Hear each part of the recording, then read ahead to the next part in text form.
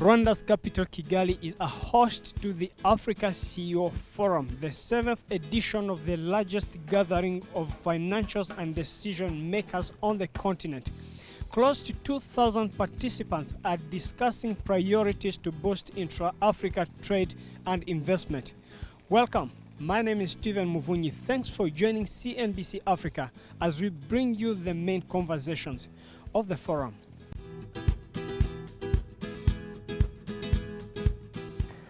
March 2018 saw African countries sign the Continental Free Trade Area with the aim to create a single market. The African CEO Forum was another opportunity to take stock of what has been achieved and push for faster implementation of the agreement, which is deemed critically important to the growth of the continent.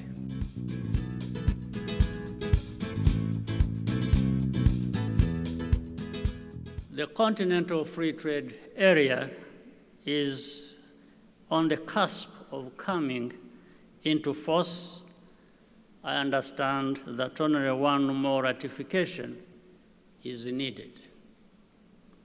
However, as we all know, this is where the hard work begins.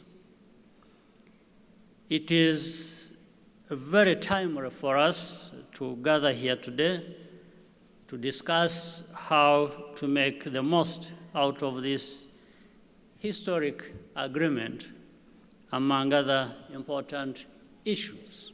Working together to make a triumph of the Continental Free Trade Area and the free movement of persons is therefore of the very highest consequence for Africa's future. For us, it's a strategic objective. Before coming to take charge of Africa, I was for 25 years in Asia. And in Asia, 40% of our business was intra-Asia business. And the trade intra-Asia, intra-Europe and so on is 3, 4, 5 times bigger than what is intra-Africa trade, which is estimated to be 12 to 15%. So the potential for intra-Africa trade is tremendous. So for us, throughout the supply chain, development of intra-Africa trade is a future challenge. It took many years for the European Union to build up and develop its free trade agreements. Same thing in Asia. So it's a matter of when rather than whether it will take place. So we are confident that with a strong governance, with a strong political will to make it happen, this will become a reality. So from my perspective, as a banker, will be to look at companies that have a regional ambition. And we also will deploy our capital in these companies because we believe CFTA is going to have a huge impact on the economies of the continent. And as a bank, I think we just have to commit to support this continental effort. I think access to infrastructures and access to capacity building are key. Capital is less important than capacity.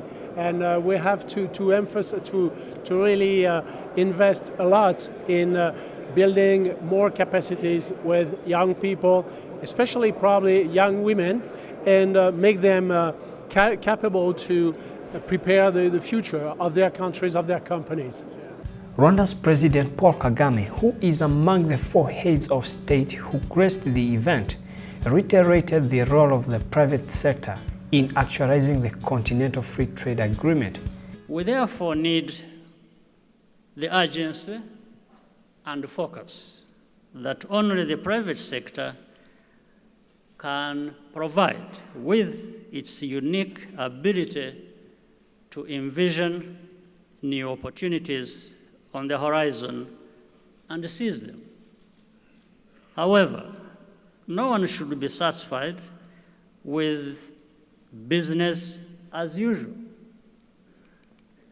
This is the right time for private sector leaders to reflect on what needs to be changed and improved on their end as well, so that we have a situation where, be it the private sector or public sector, we challenge one another, we push one another to make more progress. The implementation of the African Continental Free Trade Area, especially at a national level, will require constant dialogue and flexibility. The full involvement of the African business community is critical to keep us on track. Transforming the continent will require partnership, which is a backbone for sustainable impact and development.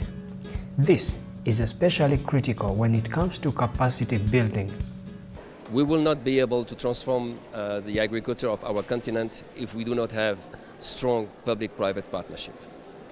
And especially the one with the government, because if you want to have an impact on the continent, you need the support of the government. You need to work with them closely, but you need also the private sector, because at the end of the day, this is the private sector that will follow and make these models sustainable.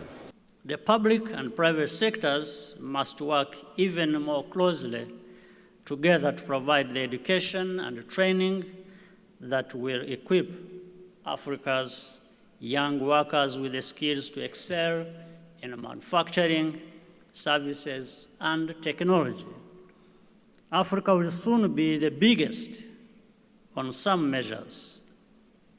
Africa also be among the best. Our continent must aim to compete on quality, not just on cost. Conversations in the forum also touched on reshaping African logistics value chain. According to players in the sector, boosting infrastructure and harnessing governance would help reduce the cost of logistics in Africa.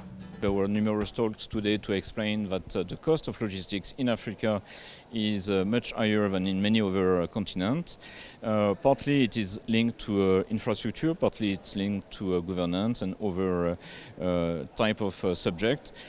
As well, access roads, corridors to the interland countries show limitations in terms of capacity, size and so on. And of course, then we have the problem of the issue of documentations, customs clearance, efficiencies, and non-tariff barriers, which are delaying the process. So, when we speak today of transforming the global supply chain for Africa, it means going beyond the ports. The port investment has been done. The shipping line capacity has been increased thanks to this investment in the ports. This has allowed to reduce tremendously the cost of shipping from Asia or Europe up to the African ports, but now we have to address from the port inward. There's rapid expansion of DFI investment in Africa, having increased 7 times over a decade. However, building trust between development finance institutions and the private sector would be key to unlock even more financing. Private sector has always been seen as entities that want to make profits and not necessarily focusing on the social benefit of the community. Whilst the development financial institutions, they have both.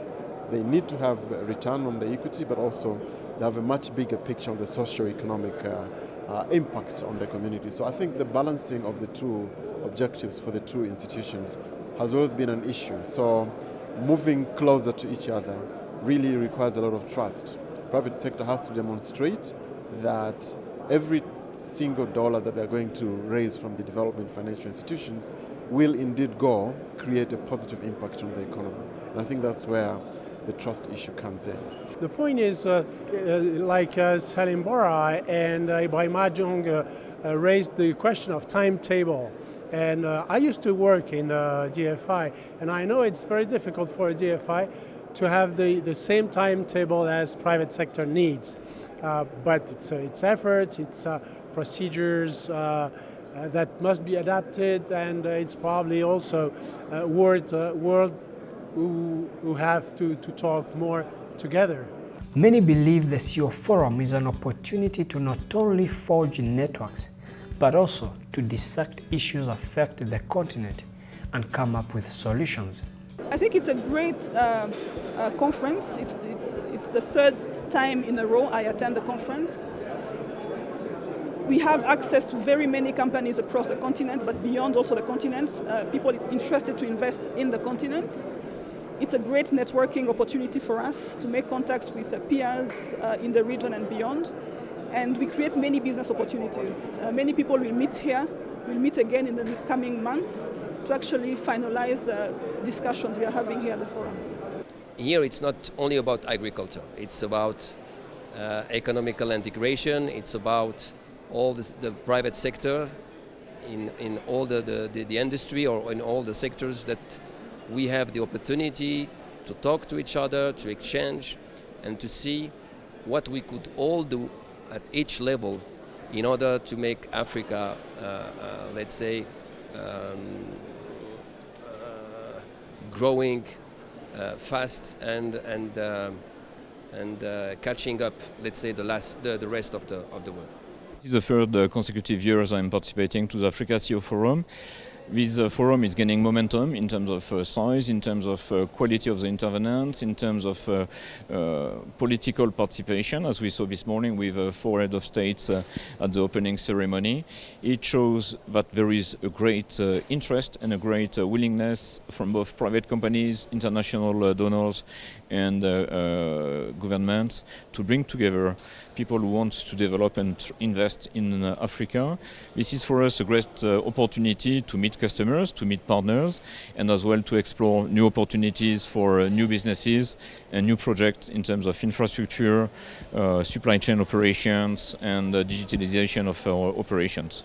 I think, in my view, the continuous happening of these forums is really helpful, because then people are coming together, they're exchanging ideas and they're talking, and opportunities are shared, and this should really serve the continent to move forward.